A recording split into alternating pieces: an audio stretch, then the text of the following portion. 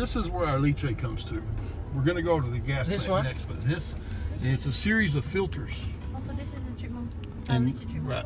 It comes to the tank, a holding tank, and then as the level rises, it'll run out here, and it goes to the PLTW through these.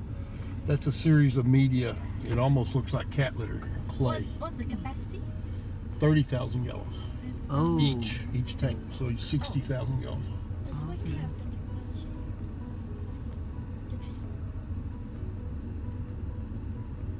But the reason for the media was mercury. We had a small amount of mercury.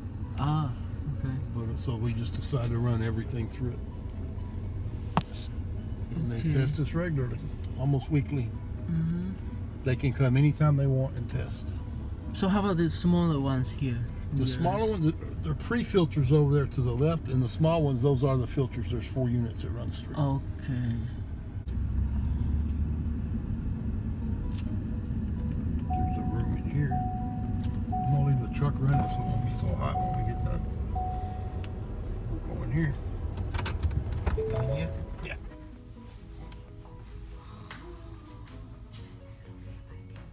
Yeah, sure.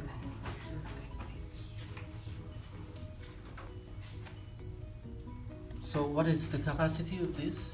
We put out enough just in homes to do over 10,000 homes. If you put it that 10,000 way. homes. 10,000 homes. Picture? But the way it works in Texas is you just put it on the power grid and they disperse it.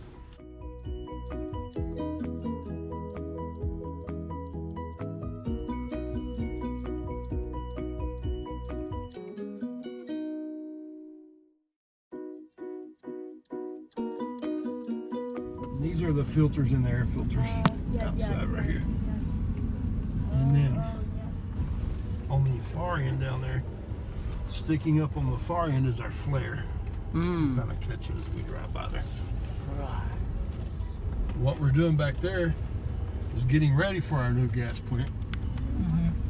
And we have all these power lines are being moved over on this easement we're building. We were able to expand here and we got to go deeper, and this was part of it. We had to improve the power line. So that truck is going to retrieve sludge or to... He's going to go dump sludge in a pit.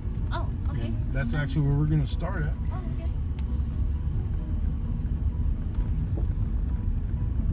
It's too wet. You know what a paint filter test is?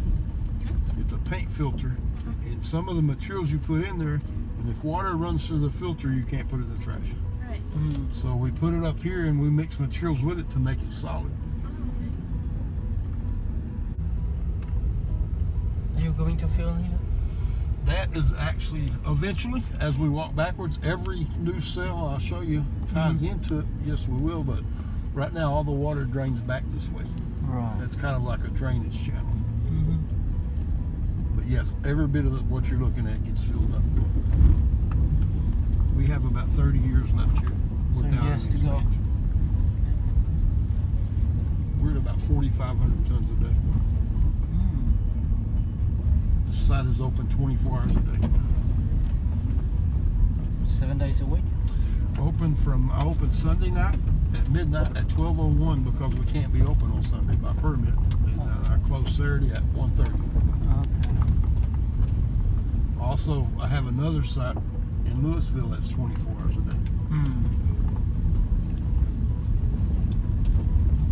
That's another gas well? Gas well. All these are gas wells. There's a couple down there.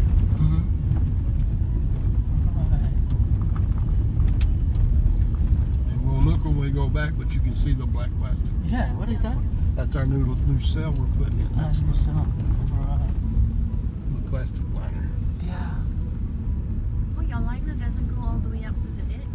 Well, that behind it is another cell. So, and I'll show you in a minute, but there's another long one that'll go across the end of them. That'll be our next project. So it's really, instead of all the way to the road over there, which it'll end up, we stop it there. And some of that's financial too. You kind of do one per year.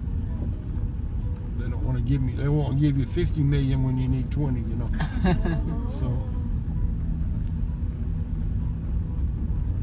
How long do you take to construct a cell? About 8 months typically here. We do one a year. Right. Over in the pile there is what amounts to, they call it auto shredder fluff. That's everything from your car that's not metal. That's this, the foam rubber that's in the seats. Everything except tires is in that pile. And it absorbs the water. We use that and sawdust and some wood products. And they dump in these pits. And then we'll come with a machine, mix it together, then load it in the truck and take it to the trash. But there's a pit on each side. Ah, yeah. Yeah. And this side as well? Is another one, yeah. Just pure water will dump from the top. That'll go down, but stuff like that. And usually, these trucks are very unusual. We usually don't bring them here.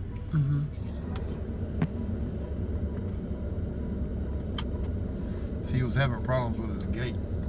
He didn't want to stand there and open it and dump all over him.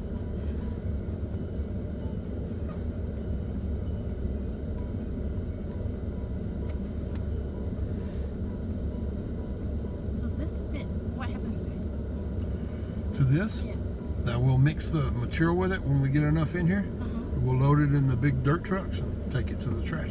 We'll mix it right in the trash. We have a generator, and actually there's a water tank. Everything is self-contained up here because there's no power lines or water lines. And then we start about 5 o'clock in the morning. We turn it on. We don't let them come up here all night just because of the safety. They come up here. At night, I have one guy who works down here in the middle of the night and one person in the scale house. We'll go down there, but I'll show y'all from up here, okay? Right. If we can get over here where you can see.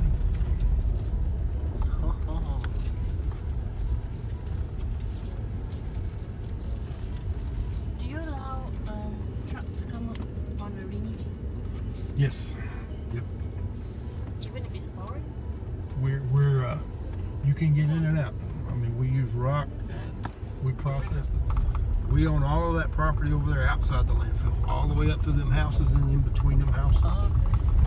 There's a baseball field over there we take care of for the community. Yeah, very close. In this situation, we pick all of their trash up for free that live in the town. Really? Yeah. Oh. So I pay, That's very kind of you. my business unit pays the hauling people to bring it to us. So then we give them $1.25 for every ton of trash that comes through the gate. So that's over $1 million a year. Just here's your money, just for being in their community. So I guess no complaints from them? Oh, they whine all the time. They walk. Still. But what is the main complaint? Oh, they just usually if we won't give them more money, they ask for money for everything. What?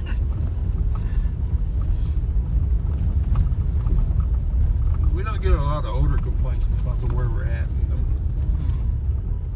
So any of the water that flows like in this shallow ditch, where does it go to? This water, Yeah, whatever that was. it'll run to the water on this side will run off to that pond I was showing y'all that holds. If it runs on this side, it goes to a stormwater area, which a pump will run and pump it out, and it'll go to the same pond. All stormwater. Now anything inside over there where we're putting trash will go to our leachate system.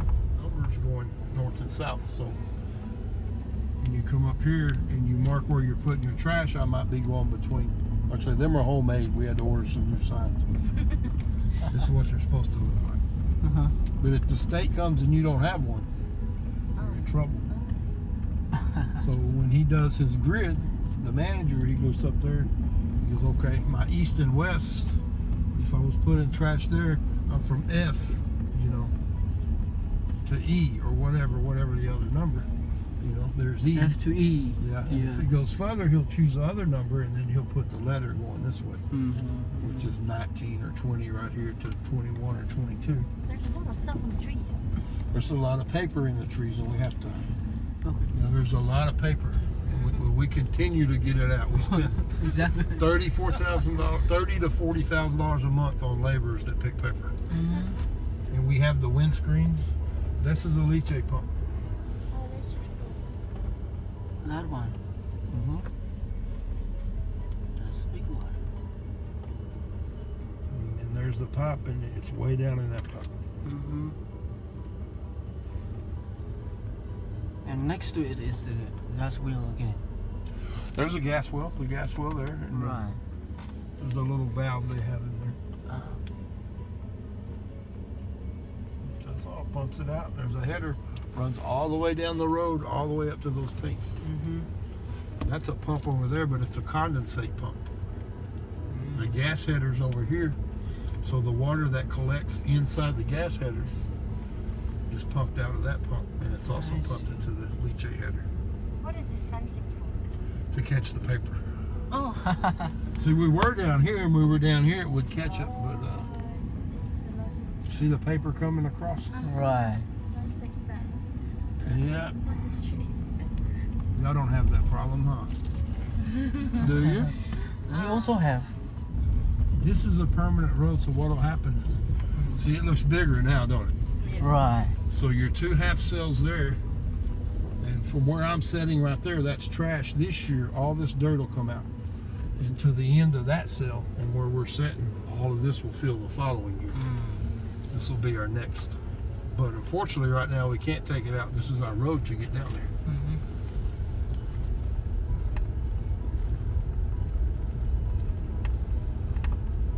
It's very hot down there doing that today. It's Exactly. probably 100, Because- 110 degrees on that Exactly. plastic. Because it's very dark the black So- color. They weld it together, right? All the different. They do. They do.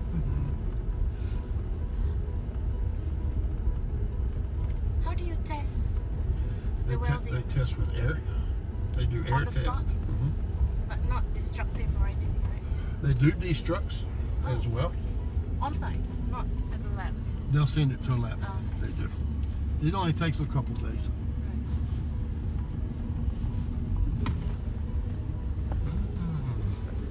It's huge. It looks bigger when you get down here. Yeah. See, now what'll happen, see how the middle of your ditch for the leachate in the middle, and then I'll just send it that way to a tank for now. And then when we're done, all this will come out. This will be all one big hole going that way, but we can go ahead and put trash here. In your operation area, how many equipments do you run simultaneously at Well, one time? Depending on the business, like right now, he's got 1 packer. We can run 2 packers. We have 2 of these 836s. And busy times of day, we'll run them both. You know, end of day, like right now, we'll shut 1 down. We've got 1 running. Right now, there's 2 dozers running, 2 D8s. If we're busy enough, we'll put 3. Today is Wednesday, which is our slowest day of the week, so 2 can handle it a lot of times. I have 5 big dozers, 2 6s, 2 of these compactors, and I have 1 that they're rebuilding. I'll have it soon. You can see we separate. You see the tires? Yeah. That creates the lanes, and it makes us safety, gives us our spacing. Okay. And then we keep our end ups like this, especially it's windy and everything, out of the way. And then the loader, he'll keep it clean, keep stuff picked up. See, we have our screens, but no matter what you do, you still have the paper. Do you get excavation waste, like not dry excavation waste, but wet excavation waste? Occasionally, So what do you do with it? just mix it in. Do you get marine clay? No. We do get a lot of sludges. We get sludge that can come up here too. We probably get 250, 300 pounds tons of just sludge we have to mix in.